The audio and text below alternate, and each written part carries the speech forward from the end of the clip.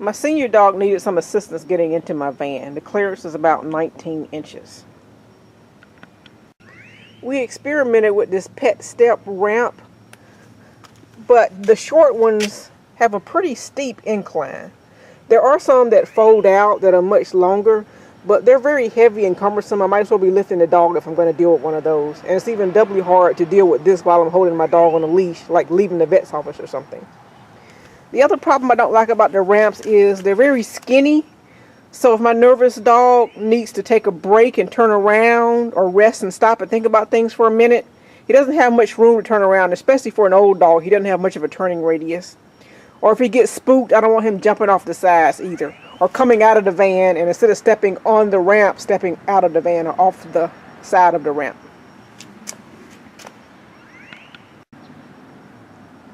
Also, even though this is the shorter ramp, it's still sort of heavy, not as heavy as the longer ones.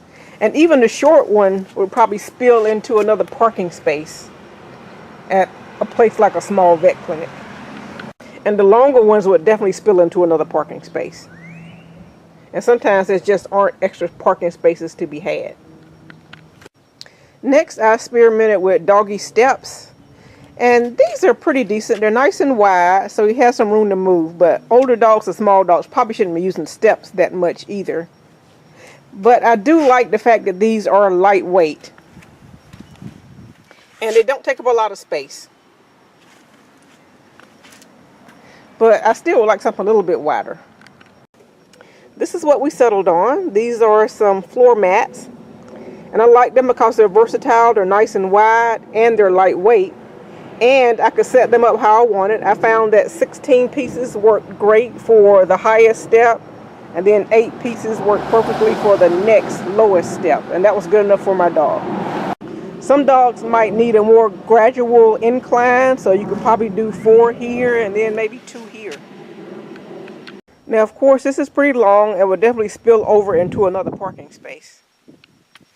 So putting the mat sideways like this will still give the dog a gradual incline. And because the mats are nice and wide, the dog will still have plenty of room to come up and turn into the van. And I have a crate ready for him right inside the van.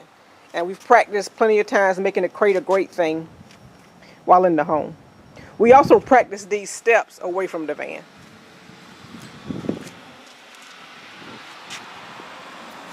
Now, of course, you don't have to use these. You can make your own steps using wood or foam blocks or whatever works best for you. About 8 of these cost me about $22. So we're looking at about $66 for all of these. And my next project is gluing these together so I don't have to worry about them sliding around.